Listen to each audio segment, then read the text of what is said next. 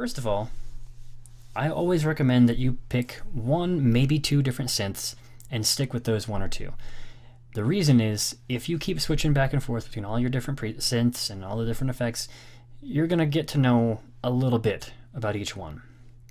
But you're not going to fully understand everything about that synth, which may not seem important to you, but if you want to be really good at sound design, you want to become a master at this, you need to master your synth. You're never going to find a professional who, of any kind, let's say a professional basketball player who practices free throws just all day long, but never bothers dribbling, or passing. That's not going to be a professional player. They're going to be on the bench if they're even on a team at all. So you need to go and practice your dribbling, your passing, your shooting, your free throws, all that stuff all at once. And then once you master everything, then you can become a pro. So if your goal is to become even a good music producer, not necessarily even a pro, you need to master everything about your synth. You're not going to necessarily use all of it every time, but if you come into the matrix over here and this looks like Greek to you, you don't even know what any of this stuff does, you're going to ignore it, you're not going to use it, you're just going to stick to this screen. And that means that you're missing out on so much of your synth that could be helping you. So stick to this one synth, use it a lot, read the manual, figure out how to use all the different pieces, at least learn what all these different things do. Come into the macros, everything, this little box down here, what does that do? Make sure you at least know what everything in your synth does. Now, once you feel like you've pretty much mastered everything about the synth, you know what it all does, you feel comfortable using it, that's important too, for one or two synths, then you can branch out and find, one or two more. Do the same thing, master them before you start getting a whole collection of stuff. Some people just go and download or buy a whole bunch of stuff, and you have 100 different synths over here. Why? You don't know how to use any of those. You probably only opened one of them, or only opened a bunch of them one or two times. It's a waste of money, a waste of computer space. Don't do that. So once you've done that, and again, I recommend starting out with a subtractive synth, like here we have Silent 1 or the Tal Electro synth.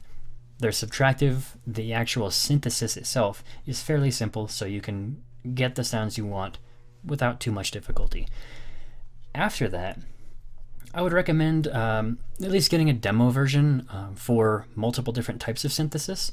So, like over here we have the Mangle, I don't know why we have that, which is a granular synthesizer. So you bring in an audio sample, it plays a bunch of grains, it's really unique. But at least try that out, see what it sounds like, see what you like.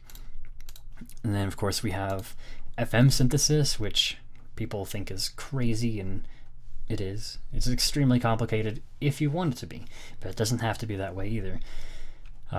But again, just kind of get a feel for what this kind of synthesis is good for. You can come in here and just create all kinds of stuff. Who knows? You can make it ridiculous and it just turns into noise, totally useless. But get a feel for how it works and what it's good for, and if you like it or not. And of course we have additive synthesis as well, which is again pretty complex, and a lot of people don't understand it that well. I'm still trying to figure this one out. But this has its own unique sound as well. So now that you've got your schedule set up and you've started making your own presets, you're reverse engineering some things, maybe you're running out of ideas of what to do with sound design time and you're getting bored. Well, there's a lot of different things you can do.